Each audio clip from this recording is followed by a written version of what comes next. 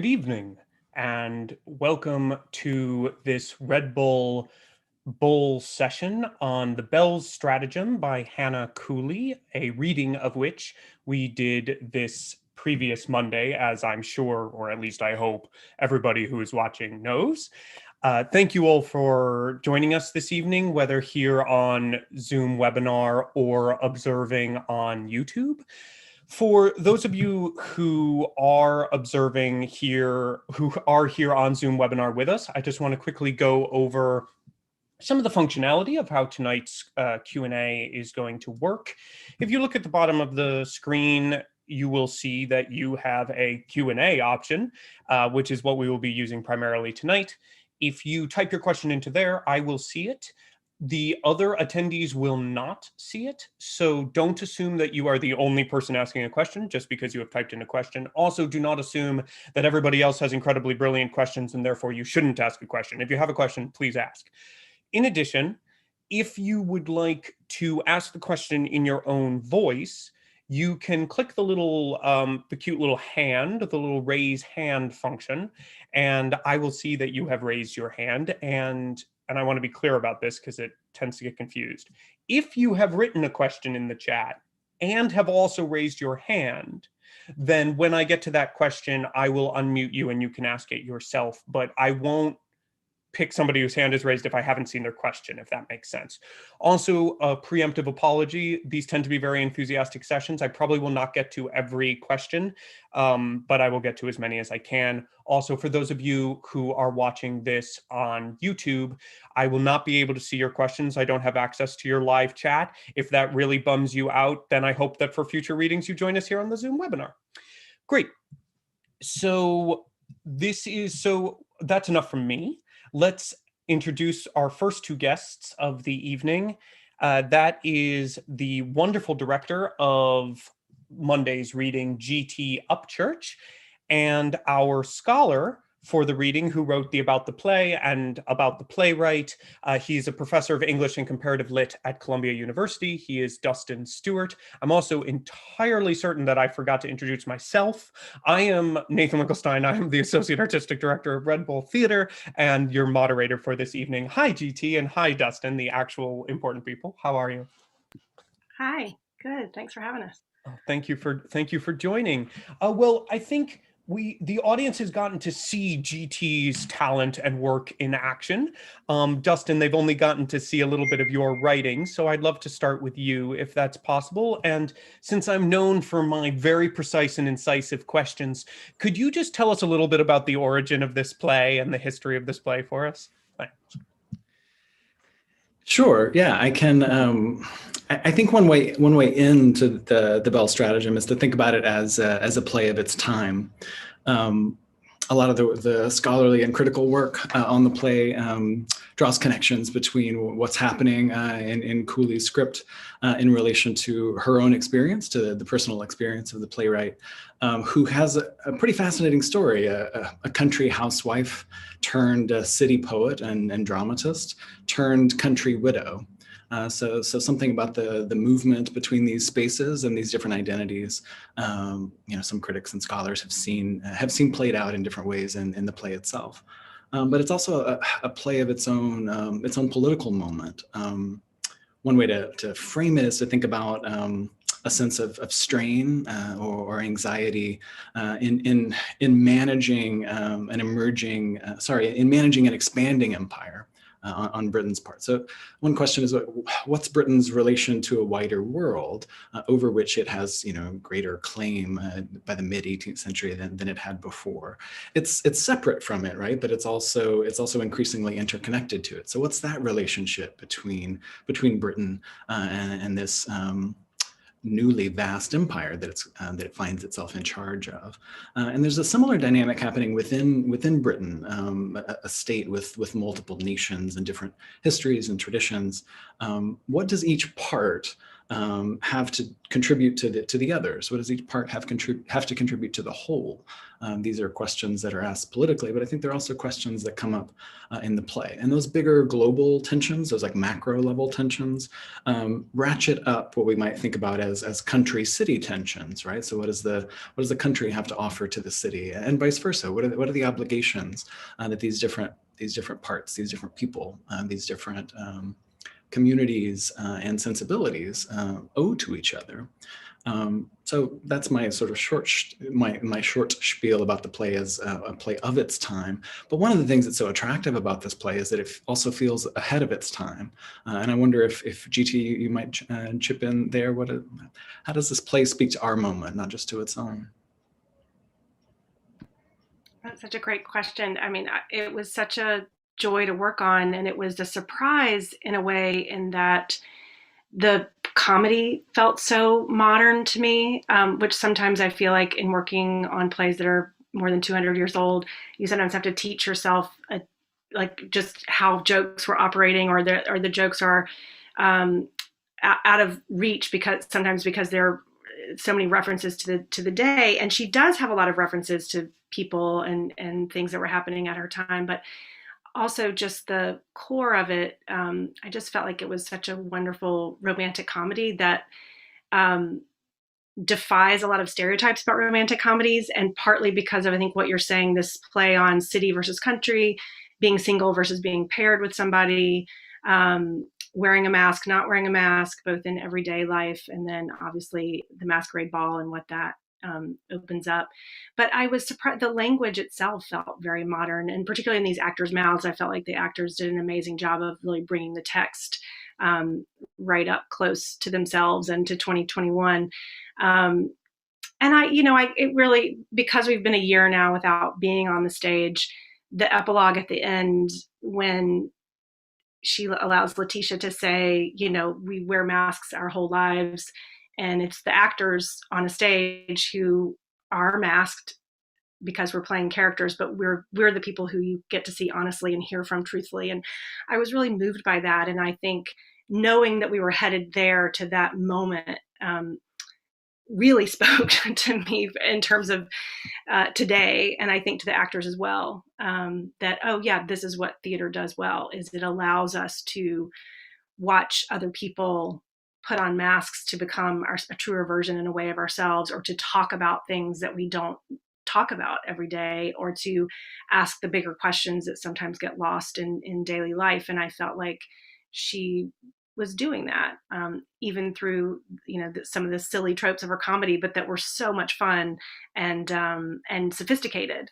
Yeah, it felt modern while working on it. May I ask a follow-up about the modern, and I think a part of the modern, the part that feels particularly modern to people watching, especially knowing about other plays of the time, which is, of course, it is the Bell's stratagem and not the Beau's stratagem. And I wonder, maybe if this is first a question for Dustin, is I know that there were other plays of the time where there were titular female characters, everything from the country wife to previous to that the Duchess of Malfi, et cetera, but in terms of a comedy with a titular character who is how do I want to put it, who has the agency instead of is the target, is this, how groundbreaking was this for the time?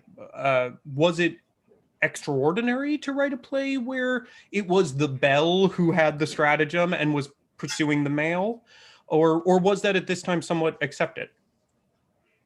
Yeah, I mean, I think it's a really good question. I think it was a play that could be received as warmly as it was, because it felt familiar, and yet once people saw it unfolding and saw the difference, which maybe sounds subtle, but actually means everything, to shift from the Beau's stratagem to the Belle's. They could recognize that Cowley was playing with these earlier conventions, these earlier stereotypes, like GT was saying, and yet, and in some ways, turning them on their head. So yeah, giving the Belle the agency, letting the Belle do do the strategizing, but also allowing, in the main plot, allowing the character whose final speech GT was just talking about, the epilogue, allowing Letitia to win her partner, her mate, not through a kind of deep and profound sort of moralizing honesty, stripping away all the false selves to get to the real one, but by putting on false selves, by putting on a mask, and then giving us this this talking to at the end about how that's how life works. We're never more ourselves than when we're playing something else, and that's why we need the theater. That's why the masks on the stage are as honest as can be. Thank you for that. Before I keep going, I feel like we are now at the moment where I have to remind everybody that this is fundamentally a Q&A, so please do feel free to jump in. Marianne, I see your question. We have exactly the right person to answer that particular question in just a few minutes when I introduce the actors. And then I should also remind, looking at my group of attendees here, just to remind people again that if you want to ask a question verbally, you do also first have to write it so that I can see the question. I won't call on somebody who has just raised their hand. So please do ask away. And GT, to kind of follow up on this, unless you have a follow up directly to what Dustin has said, I am fascinated, and I think it's a big question in theater right now, of course, the continued relevance of these plays. What makes them still relevant? What makes them not just a period piece? Do you think that this piece is a period piece, or do you think it is still relevant? And if so, why? Well, I do think it's relevant, partly for the reasons that we just mentioned. And in working on it, it was, I was just struck time and time again, as were the actors, with just how modern it felt. I think part of that is down to the complicated characters, and I feel like there is a traditional way of talking about wearing masks and not wearing masks, and one of those is, if you're wearing a mask, that's not a good thing. You're not being your true authentic self, or you wear a mask to become the opposite of who you are. And I feel like she was doing something much more complicated than that, and saying, Doorcourt makes the mistake of assuming that Letitia Hardy is this one thing because of how she is, the mask that she's wearing when they first meet. And in fact, she's not saying, no, she's the opposite of that, or no, she wasn't being her true self. In fact, she's saying that's just one facet of this person, and that we're multifaceted, and we wear different masks all the time, and different masks for different people and different reasons. And the fact that she wasn't making that a negative thing, but saying that is who we are as people, that is how we face society or our family or the world, and that it's worth looking at and worth talking about, rather than moralizing or simplifying. And for that, I think that it is a relevant play because it's not a reductionist play by any means. And I think because of that, it has great depth. And also it's really funny. I found it really a balm to work on. And I think in a year that's been pretty rough for most people, to put it mildly. I feel like there's been, it's been a hard year, and to find something that actually helps you just enjoy yourself for a moment and remind ourselves of stories that, that are entertaining as well as having depth is important. Yeah. I don't think it's too much. I don't think it's a stretch to suggest that this play is really resonant for our social media moment, where we're so preoccupied with the question of the persona we put out into the world, and how crafted or potentially artificial that is, as opposed to some presumed authentic self. The idea of the played, performed self as somehow unreal or less real, but that ends up feeling too simple, because there's some connection between the persona we're performing and who we are, or at least who we want to be. And I do think that that Cowley is attuned to those connections between the masked self and the unmasked self. Yeah. That's a great point.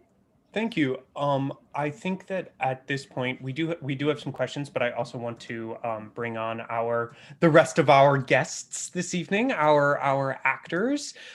So if Aaron Crone, Chauncey Thomas, Lauren Karaman, Neil Bledsoe, and Tony Jenkins can turn your videos on and join us, that would be great as we bring on the actors. Oh, see, Chauncey's giving a little bit of a backstage look at how we pulled off the magic online there. Thank you all for joining us. And we have a question for an actor, which I would love to start. It's not particularly about anything, but it's fun. And I'd be curious what your response. Aaron, Marianne Segerman asks, as a longtime usher at Westport Country Playhouse, are you concerned about being typecast as incorrigibly dishonest characters?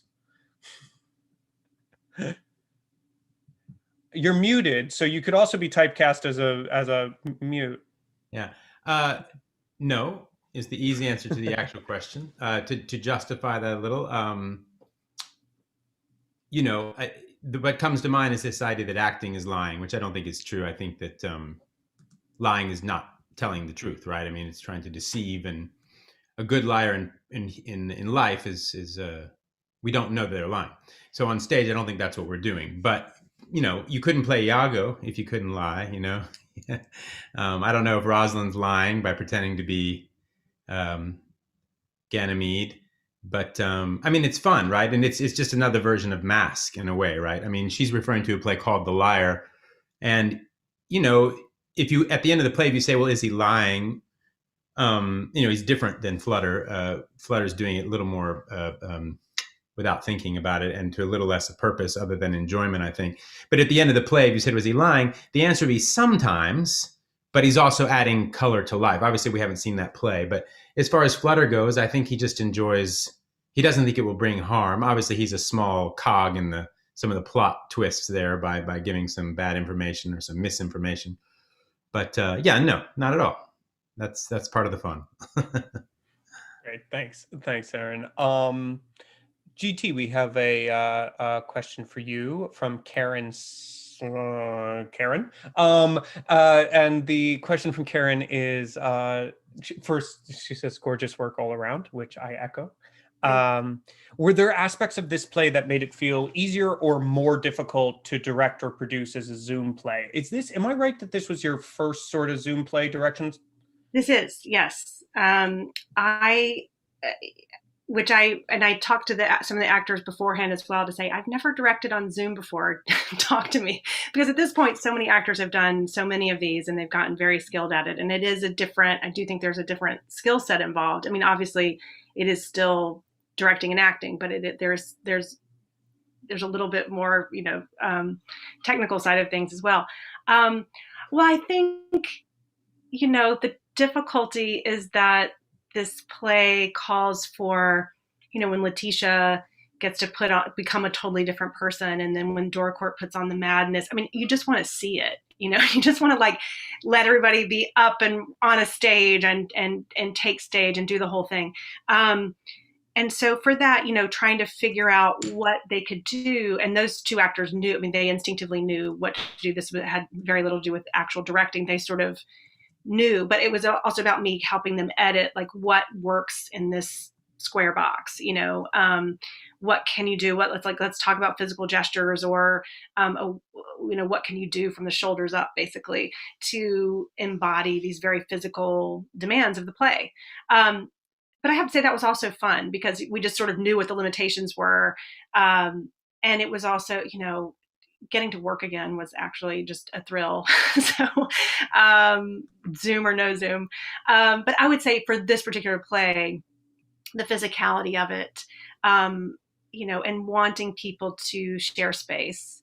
And I feel like the actors did a really amazing job. And Jessica, who was with Red Bull, who did our OBS system for us, did an amazing job of just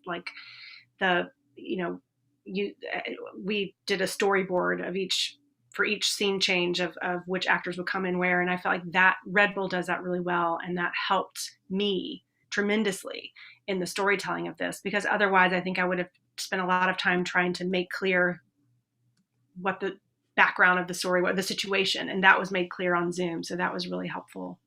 Can I pass this on to some of the actors who, of course, face this challenge in a slightly different way?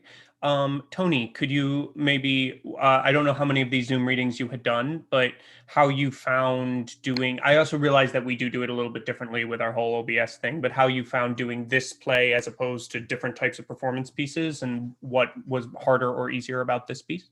Oh yeah, I had no readings to compare it to, at least. This is my first Zoom reading, which I talked to GT about because at some point I hit a bit of a wall, just a little confused about like what is working in this particular format. And then I felt much better after we talked. But I've done a few live performance things with but every time I've ended up in some sort of live stream experience, the setup has been so radically different. And some have been on OBS and some have been through other things. But for me, it's this trying to connect to the idea that we are getting to be together in like this other plane, which is sort of supersedes our being in person, which, you know, is maybe a little, but for me, that's, I think, what's been most exciting about getting to work again, at least like this, is that, yes, of course, like I just want to reach out and you know, be with the people that I'm looking at on the screen, and then, you know, also the people that are watching who are unseen. But more than anything, it's like we are arriving on some like greater plane of existence where, you know, creativity is up in the ether, and, you know, that thing that connects us all regardless. So, you know, it's been kind of an interesting spiritual journey, funny enough, trying to find the connectedness because, you know, living in isolation and being without this work, which is inherently collaborative and inherently about human connection, like person to person, and especially theater, it's like real time connection. It was, you know, it's been a huge learning curve for me, but learning how to sort of relax here in my space and, you know, connect up, that's when I feel myself start to let loose a little more and have a little more fun. So interesting. Thanks, Tony. Let me move on to another question, because now they're starting to come in, from Diane Close. This is sort of, there's a scholarly aspect to this, but I also think there's an actor question hidden inside it that I'm fascinated about as well. The question, I'll pose it to Dustin first. What was the historical context for husbands and wives not being seen together in public in a social sense, like going to museums, auctions, and such together? We really identified with the, quote, rural couple who wanted to do everything together, but were discouraged from doing so. Yeah, it's a good question, and the play enjoys, you know, getting us to think about these different conventions or sets of standards, and they would have been different. I think the simplest way to put it is that they would have been different for tourists as opposed to locals, and so part of that process of getting Lady Frances and Sir George sort of separated is actually bringing them into the fold as townies, as opposed to merely visitors. And of course, there's some resistance on his part to that. But again, that's part of what the play is up to. A traditional version of this play and of these characters would have them go back to the country at the end. Would insist that these are rural people who have that both as their starting point and as their destination. And one of the interesting things the play does with that subplot is recognizing that, oh, they're bringing something to the city that they have to offer. We have to find a way to keep them here. But that requires a kind of reconfiguration of their relationship. Thanks, Dustin. That actually, I think, unfortunately, well, maybe answers part of the question that I wanted to ask Chauncey as one of the actors. But I will say, not being anywhere near as smart as Dustin, that when I first read the play, this actually felt like one of the most, from exactly the reason our questioner was asking, like one of the most dated ideas of like, how dare a couple show up together. But I was going to ask you how it was as an actor dealing with it, and whether you found it to actually be as dated as it might seem on a first go, or if, kind of as Dustin says, if there were aspects to it that felt that you could connect with. Both. Absolutely dated. Let's start there. But yeah, when I was first reading, I had no concept that was like ever a thing. That couples not being able to be seen together. So that didn't mean anything to 2021 Chauncey. But I think the lens through which I was viewing my character, I mean any character, it was just what is his status, who is he, what are his values, and then understand that there's a sense of conservatism of there's a way that I want society to function and to be structured, and whatever concern that I have about how other people view me, that if I'm going to adhere to these rules of society. So in that sense of, this could lower my status, this could harm my reputation, that's something I can connect with. And so that's kind of how I viewed that aspect. Awesome. Thank you. Let me ask, because now this is going back to kind of the question that happened at the beginning about just the what part of this play is a period piece and what part of this play is still very much alive today. Can I ask, just because we haven't heard yet, Lauren, you actually play a couple of different characters in this, that pursue different things and have different goals. Can you talk a little bit about how you found playing especially in a play written by a woman, about a woman empowered, how you found playing these two particular female characters in this piece, because they are so unique? Yes. Well, something that I love most about this play is just, it's this whole group of powerful female voices who are unafraid of sharing their opinion, who are very passionate in the pursuit of the authentic female spirit. It's like Ogle has a line to Lady Frances, "Now you act like a woman of spirit." And that whole scene, I love, how earnest Racket and Ogle are in encouraging Lady Frances to stand up for herself. And it felt so modern to me. Like I felt like I was with one of my girlfriends and we were encouraging our other girlfriend to call out her husband for being a misogynist to her, So it was very interesting how natural it felt. And then I would be shocked because I'd remember, oh, this was written over 200 years ago. But this feels like a conversation I've had with girlfriends before.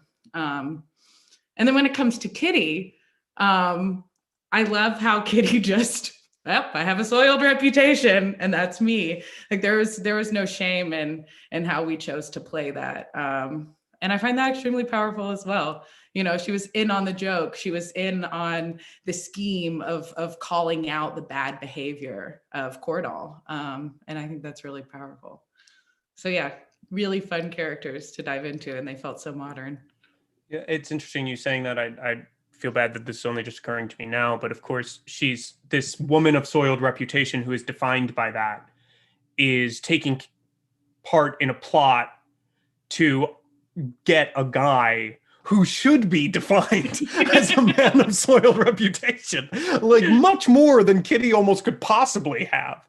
Yeah. So I do find that interesting that there seems to be that recognition of like society sees each of them separately. One is just someone who courts a bunch of people, and the other is a woman of soiled reputation, but puts them in a position where the woman of soiled reputation overcomes Cordall. I think that's a very cool moment. It's cool to think about it that way. Yeah. So Neil, I'm going to ask you a question here that a few people asked. Linda Donnell asked it here on the chat, but we also got it a few times in our audience response, which is there were a lot of questions about how we came to the thing that they saw, and so they saw what they saw. I would love for you to tell just a little bit about like.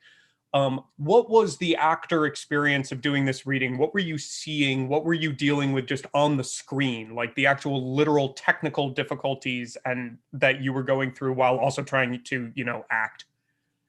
Oh, gosh. Well, I was dealing with sometimes my iPhone popping out of the little plastic stand that was held together with a spring. So sometimes I'd catch it in my hand. Sometimes I wouldn't. I would also be looking at a ring light that looks like something you would see in a bathroom on an airplane. But then the rest of it is just the whoever shows up on the screen. So right now I see Nathan and I see myself up in the little corner. And of course, me being a vain actor, my eyes would always drift up to myself in the corner and I'd have to get back. So there was this really odd kind of experience of like, you're acting, you know that this thing has never been more like such a false construct. And yet you're also seeing like this little digital mirror of yourself while you're inside of your own home. So, and like also looking at like the boxes of the green screen and the ring light on top of my bed where I'm doing there are a lot of detrituses of my own life that are kind of abounding here.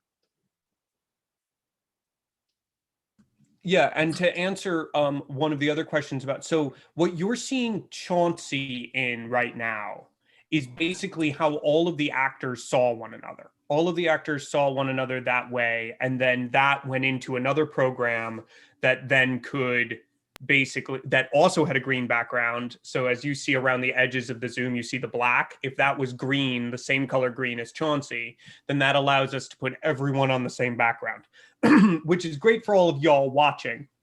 And for them meant that they were staring at a lime green Zoom window. It's very strange because you almost, I find this with Zoom in general, when I teach for some people and they'll send us to a breakout room, and oddly, you literally have the sense you are going somewhere, and you are not. You are still sitting in that chair. And that night, I don't know how many of you had your script on one side and us on the other, but there was this almost sense of like, Lauren, Tony, Chauncey, Neil, and I over here in this little holding cell of green, and then we'd be sort of teleported to wherever the audience was watching, and Jessica doing her great work, and Betsy doing her great work, and GT having laid her great work over it, and then we sort of go away and come back. But you lose all sense of a button. You know, if a scene has a ta. Yeah, right. And you don't know if someone's had the good grace to teleport you out of that, or if they've left you sitting there as your head. Yeah, and I will say it's a really good point. It's almost like being on stage and being backstage there is no separation between those things. Yeah, and as someone who was watching, who had my disconnected audio of the Zoom and was watching the Zoom reading at the same time, I was watching these actors hit their buttons and like hold almost for the entire 10 seconds that it took for the stream to catch up because they just weren't sure. And it was a truly sort of hilarious meta comedy that was happening in the back end too. It really is quite a trick what they're doing for all of you, especially with comedy, because they're not hearing laughter, they're not hearing anything, they're just on this silent Zoom lime green thing. GT, I think also as part of the technical thing, could you talk a little bit, because we've said the stuff you do, but I don't think they realized, can you talk a little bit about the experience you had of storyboarding? Oh, sure. So Red Bull works with OBS, which actually, Nathan, I'm realizing I don't even know what that stands for. Online Broadcasting System. It was originally designed for video gamers to talk about themselves while they played video games. Now we do it for theater. Amazing. So basically, I went through the script and just on a blank piece of white paper made boxes for each character, and I did a different page for each time I wanted the screen to change. So when you're first introduced to a character at the beginning of a scene, if that character had a moment by themselves, like I know, Neil, you had one of those where Villers is reading a book. So I wanted to just be on Villers for even 1.5 seconds or something like that to establish that he's reading a book. And then when Tony's character comes in or the next character comes in, then it went to a 2-shot. And then I thought a lot about, like, there's a couple of scenes where people are in the same space, perhaps watching each other, but they're not aware of each other. And so OBS allows you to make people smaller or bigger or in a corner, so that I could sort of have, Mrs. Racket spying on Dorcourt when he's reading a poem, and she could be small in the corner and Dorcourt could be large down here, so that whether you're noticing that that's happening or not, I think you're subconsciously getting a lot of information about the storytelling and what's actually happening. And it's a completely new skill that these directors are doing. It's really extraordinary again. So thank you, GT. for that.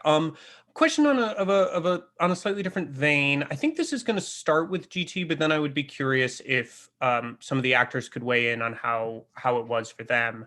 Was there a specific choice made as to which characters were BIPOC, or was this just a happy coincidence in casting? I thought it was especially interesting because this period in British history was one in which slavery was legal, and so it highlighted the reversal of power Leticia ends up with over her white English husband. GT, could you speak a little bit to that? Sure. Yeah. Well, I knew that, I wanted this play to have many different people in it in terms of, I did not want to do a white version of this play, which I imagine has been done for many hundreds of years. And so, but that in mind, it then became about just a dream casting session. And Nathan and I just started talking about amazing actors that would be great to work with on this play. And so, which Santino and Lily were at the top of that list. We called them, they both said yes. And then everything just sort of like fell into place around that.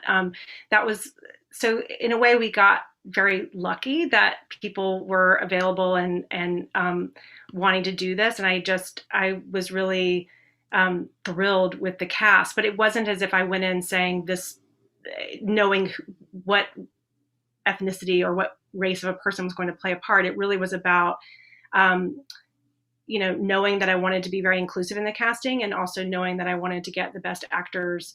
And that's an easy thing to do. You just have to go for it. And so we, sent personal emails to people and went that route as well. And just got this dream cast together is really how that casting process worked for this.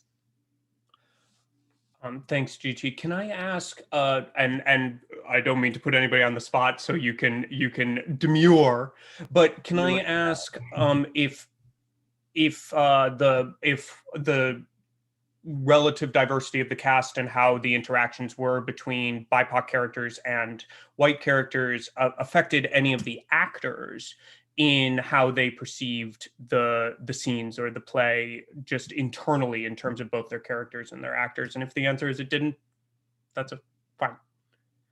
Tony, did you unmute?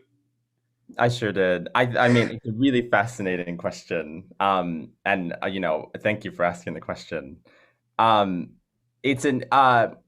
cannot speak for BIPOC people as a thing, and I guess that's the point, but I think because I went to a classical conservatory and worked on classical plays and, the American canon, which is mostly white, written by white men, mostly conceived and sort of built up by white men, then critically lauded and then put into the canon by more white men. To be an actor of color in a classical play is, I think, oftentimes to act not in its full context, which is just a really interesting thing. There's this really great theater director, Timothy Douglas, who comes and visits every once in a while at UNCSA, and did this exercise where we worked on August Wilson plays, and it was this sort of blind casting where the white actors worked in this very culturally specific work, which of course, August Wilson, it was Black characters. And of course, that would not fly in any scenario outside of that classroom, but a really adept director with a really fascinating point of view. This was a mind-shattering experience for so many of my classmates, which of course were, 80, 90% white. But I think my experience, of course, I get to do this thing where I'm here with GT and Neil and Aaron and Chauncey and Lauren, and I'm working with other artists and Dustin, of course, and that's my experience in the room. But to read the play and to prep the play, it is to read it knowing that there are things of the world that do not get brought into the context that we're doing it now. And so it's almost and I don't know what your experience is, Chauncey, with this, but it's almost that awareness sort of steals something inside of me about how human every story is. There's something in it that lest we forget that that was true, that those were the circumstances, that we would not be the people who we are in this play in that time. It would just be impossible. Which sort of emboldens me as an actor to take on things that maybe would otherwise be inaccessible to me, as a kind of to the history of it all. But I guess that's all to say that there is a sort of blinder that gets put on, at least for me, because to do it otherwise would be to sort of not tell the story that we're trying to tell. And this was a romantic comedy, not this sort of in-depth exploration of race relations in 1780, which is its own play that I don't think has been written. I'd be fascinated to see that one too. But yeah, there's a kind of contextualizing you have to do in the body. At least that's my experience. Yeah, I can speak on this a little as well. I've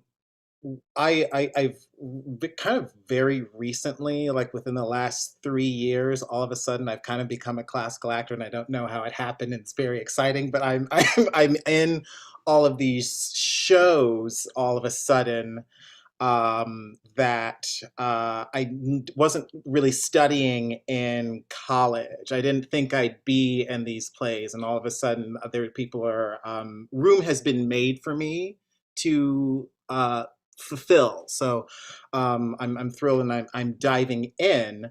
And so, but one of the things I always think about, like, why are we doing this now? Why do we need to tell a story that's over 200 years old? And I think that so many stories, a lot of classical work, Shakespeare. I think so many of those stories there's universal aspects to them, but I also think there is a difference between something being universal and something being relevant. I think that I feel like there's sometimes this, like, oh, this is a universal story, so I don't have to do any work. The audience should come to me because it's universal. How do I make sure that they know that they're included in that? What aspect? And so one of the things is when I walk into this, GT and I, we had not met before this started, but I see a diverse group of people, and I'm like, okay, I think I get to bring all of me. I get to bring all of my humanity and everything that is Chauncey. Just because as I'm looking around the room, I'm like, they want a whole bunch of different flavors, and that's exciting. So, like, let me bring my flavor to this, and let me tell this story in the way that it makes sense to me and makes sense to people who share my experiences, and hopefully we'll get a mixture of things that everyone feels, we feel like we're including a vast variety of people. Thank you both. I so appreciate you speaking to that, and GT, I appreciate you speaking to that, and the wonderful casting sessions we did have. This was such an exciting cast to put together, partially because of how diverse it was, and how talented it was. And thank you both for your honesty. I think obviously it's an incredibly important conversation to be having right now, and thank you for asking the question. I've already forgotten the name of the person who asked the question, so I feel like a bad word, but thank you, whoever you were. Now to move to something that's actually not lighter at all. Christina Straub is asking, actually going back to the little moment with Cordell and Kitty. Was there any conversation, while that was obviously it's a comedy, so there might not have been, but was there any conversation happening during rehearsal that kind of brought that into the world of the #MeToo moment, or a Stormy Daniels revenge story that came from Christina? Did anything like that come up in rehearsal for Lauren?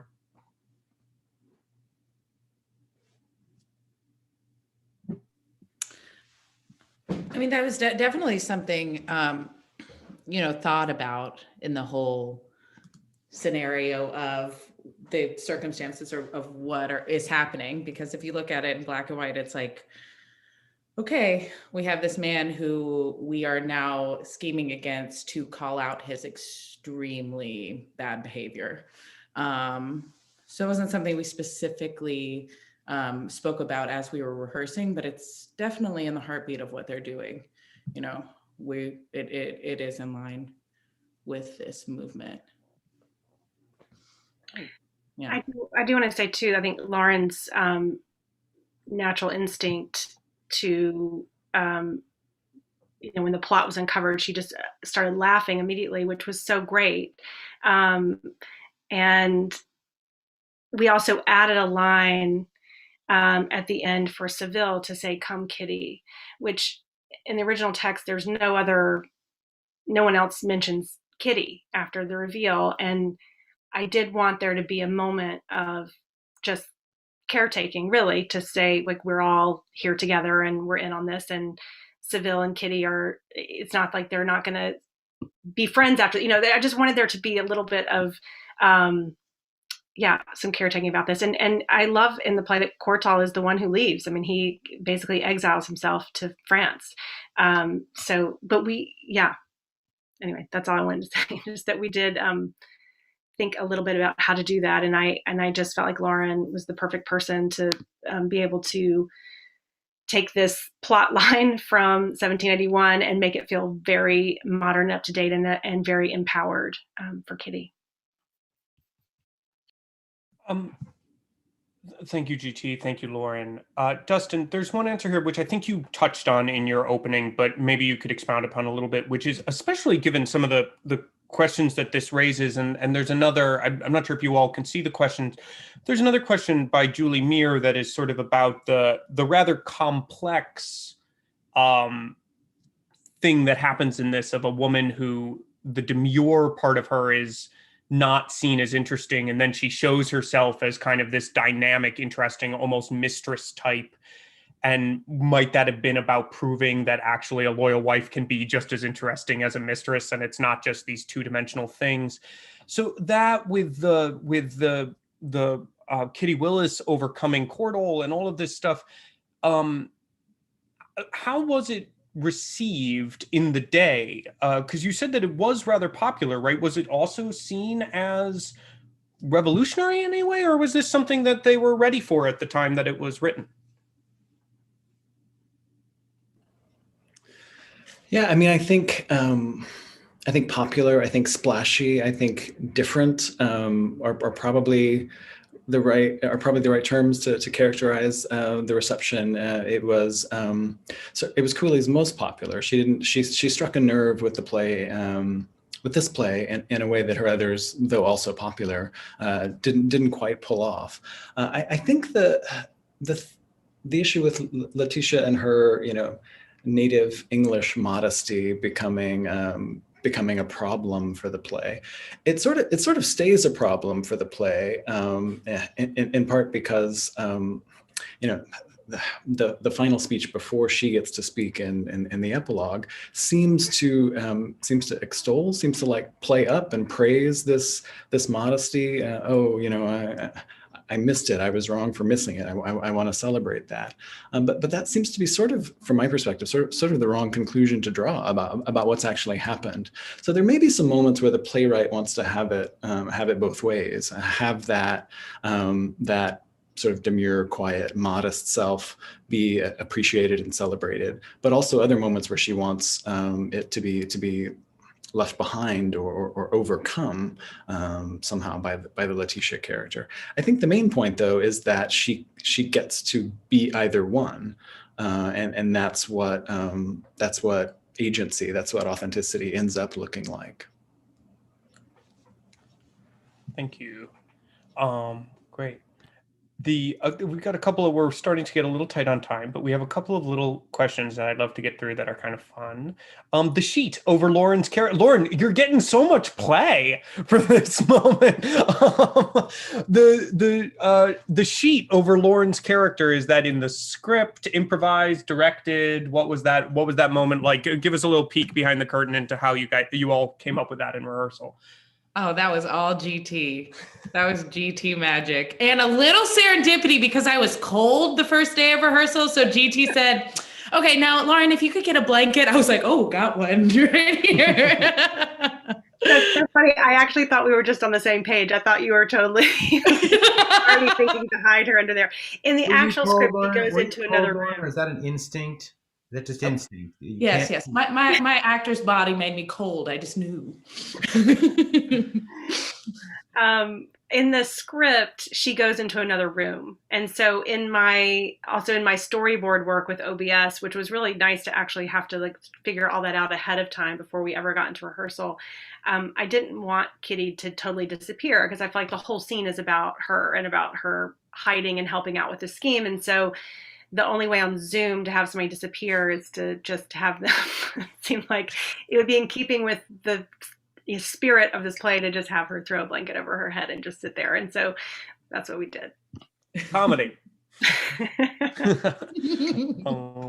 Awesome. And then another small one, Chauncey, or I guess Sir George Touchwood. Did you really release the bird, or was that a fib by Flutter? I guess that's a question for both of you. Honestly, I the way I played it is that it was real. I think that some aspect of that, like it was very clear that the bird was gone. I didn't deny it, you know, so I'm pretty sure he was guilty about that one. Flutter, do you agree? Were you telling the unvarnished truth in that Yeah, well, I moment? mean, in that particular case, it's Racket or Villers. I can't remember which one of you, Neil, if it was you or Heather that told me that. So I might have manipulated it, and then even in the scene, I kind of get it wrong, and then I bring it back to the right bird. So yeah, I think it was true. Yeah. Yeah, it's in the defense of Sir George Touchwood that he loves too hard, not as a fault, but just as his heart's too big, and he's so nervous that his wife is going to leave him that he's released this bird because it loves him more than she does.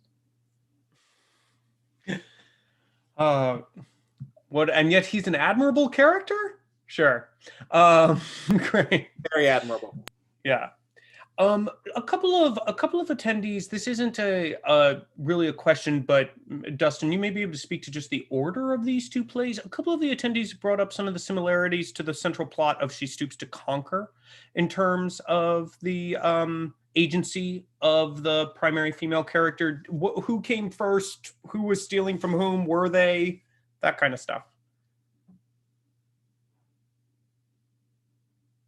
Yeah, I mean, Goldsmith's play is a little earlier, and I think 6-7 years maybe, and I think that that if there's a line of influence that's direct, it would go from Goldsmith to Cowley, but again, one of the things that Cowley's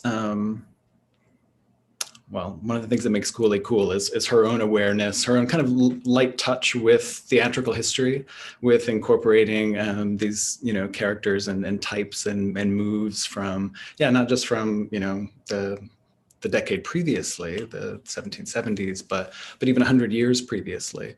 The scholars who know Cowley much better than I do try to emphasize her own awareness of the role of women playwrights and women working on the London stage as maybe even more central models than someone like Goldsmith. Not that there aren't connections there too.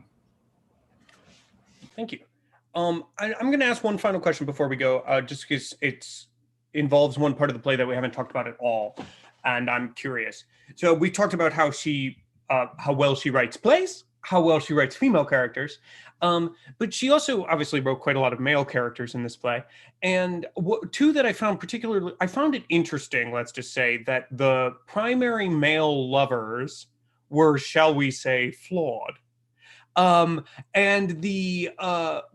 two of the dominant friend characters in Savile and Villers seem to be actually extremely carefully written good guys in their own way, in a way that someone's going to get me in the questions for this, but in a way that I feel like I can't actually draw an easy parallel to a character type in the way I can for Flutter or for Courthole, is that she seemed to actually write these quite three-dimensional just guys who cared and who were nice and kind and all of that stuff. So, and I feel like it's important to give credit to her for writing three-dimensional men as well as three-dimensional women. And I wonder if either, because we have both of them, if either Tony or Neil could jump in and talk about the experience of playing these characters written by this female playwright and how it felt Did they feel fully fleshed? How much work did you feel you had to do? Things like that. Neil, how about you go first?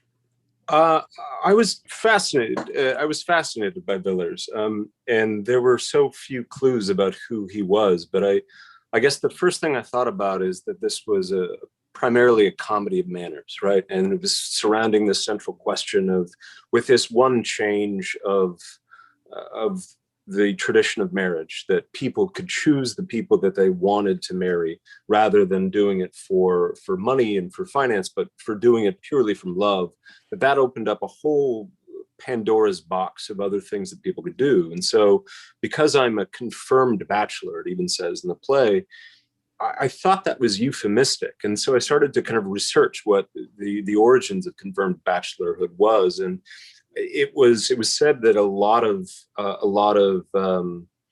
gay men in the 1700s would keep themselves single because they could, because it wasn't expected that they would marry anybody or had to, and they could essentially live in perpetuity by being a single man. And so I thought that there was a lot that, as much as she wrote a three-dimensional character, I felt like Villers there was a lot that was still mysterious and held back about him, and particularly what Mrs. Rackett says about him, that he has a hatefulness towards women that she wants to kind of repay him for, and that he's a strange man in the way that he delights in being around things but not quite attached to them. And so I started to kind of think like, well, what if we're not just unpacking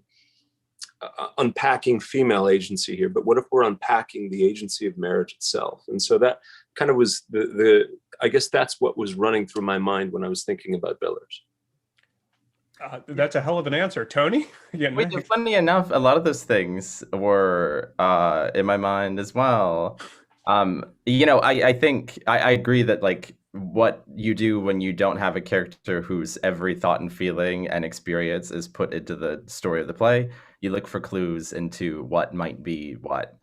And for me, I got all these clues. And it's funny that these two people I look at them as sort of outsiders in this very high society. For Seville, I think it was by virtue of just having different circumstances. Like, everyone's coming back from their tours and they're, seeing the world, and I didn't have the money to do that. There was this sort of humbling thing, and it made me think about, I love to imagine, what has happened up to this point. I imagine being in that country house alone, knowing that all my friends are off seeing the world, and what that does to that sort of solitude does to a person. And the clues that I have, there are moments, I think, where Seville's mask falls down, this very, like, gung-ho sidekick, sort of, pushing forward your friend for the love that they want. But then there are a couple of moments, just a couple, where this thing falls away and there's this really exposed heart. And that's, I think, where I found my first little nugget that I was really interested in. And that's sort of where I grew out from, this sort of exposed place. But it did, it is a lot of these things about, as someone who does not end up with someone at the end of the play, like Villers, why is that? And I think for the two, they're different circumstantially, and I think they're out of a different need, but it is a really interesting way that they're outside of this very mannered situation. I'm spelling a sequel called Sevillers. I think that's what we got to write. I was about to say there's a buddy dramedy coming. So all you playwrights out there, take it away. Unfortunately, that is all the time we have. Thank you all here on the screen with me for joining tonight, for volunteering your time for this. I am going to tell our wonderful audience about our next few events coming up. You can hang out if you want, but you don't have to. I won't be insulted. For all of you out there, if you want to watch it again after having listened to this, or if you want to tell all your friends about it, you have until 7 p.m. tomorrow, and then it goes away for forever. So jump on that opportunity. Our next event's coming up this Monday, where I am sitting down with Bob Cuccioli and Lila Robbins in a podversation to discuss Antony and Cleopatra, the I Am Sick and Sullen scene. So that is at 7:30 on Monday if you want to check that out. And our next reading will be Galatea in conjunction with the Drama League on March 15th. And the very next week after that, there will be a new adaptation of Galatea that is being done in partnership with WP Theater, and that is written by MJ Kaufman, the new one. So there's lots coming up. So as always, keep following us. I don't know if we're not LA, but follow these people on Twitter and social media and all of that stuff. And remember that all of this that we do at Red Bull is free this year. None of it is paid, and that is only possible through all of your generosity. So if you are able, any gift to Red Bull Theater is appreciated. And if you are not, we appreciate you joining us regardless. That is all for me. That is all for us. Have a wonderful night, and we'll see you soon. Bye all.